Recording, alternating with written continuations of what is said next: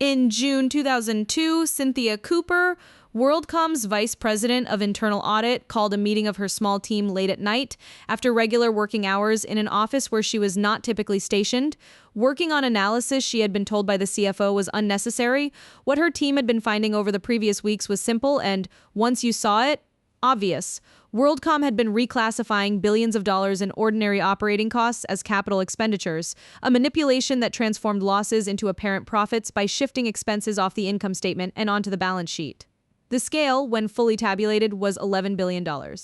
It was the largest accounting fraud in American history at the time. WorldCom had grown through aggressive acquisition in the 1990s, driven by CEO Bernie Ebbers, who financed his personal holdings in WorldCom stock with more than $400 million in loans from the company itself.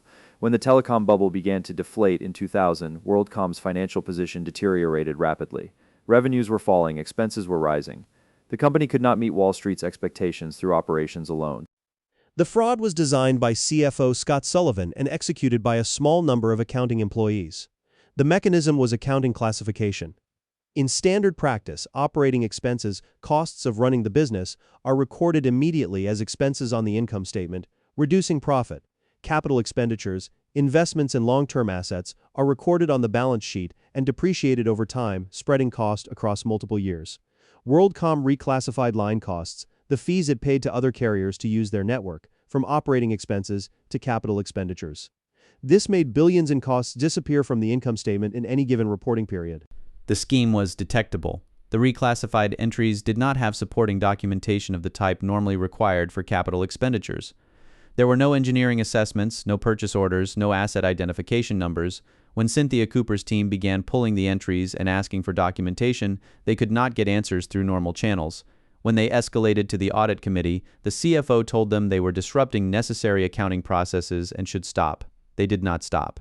WorldCom's external auditor was Arthur Andersen, the same firm that had signed off on Enron's financials and was already under criminal indictment when the WorldCom fraud came to light.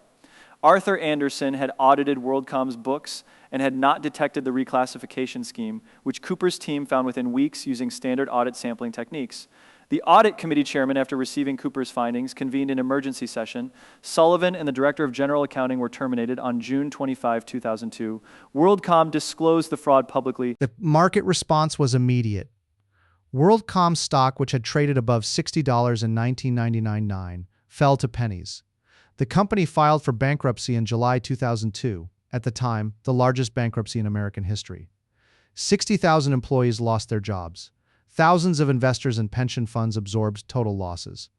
The WorldCom fraud came directly on the heels of the Enron collapse, and together they drove the passage of the Sarbanes-Oxley Act in July 2002, the most significant reform of corporate governance and financial disclosure since the Securities Exchange Act of 1934. Bernie Ebbers was convicted of securities fraud, conspiracy, and filing false reports with the SEC. He was sentenced to 25 years in federal prison in 2005.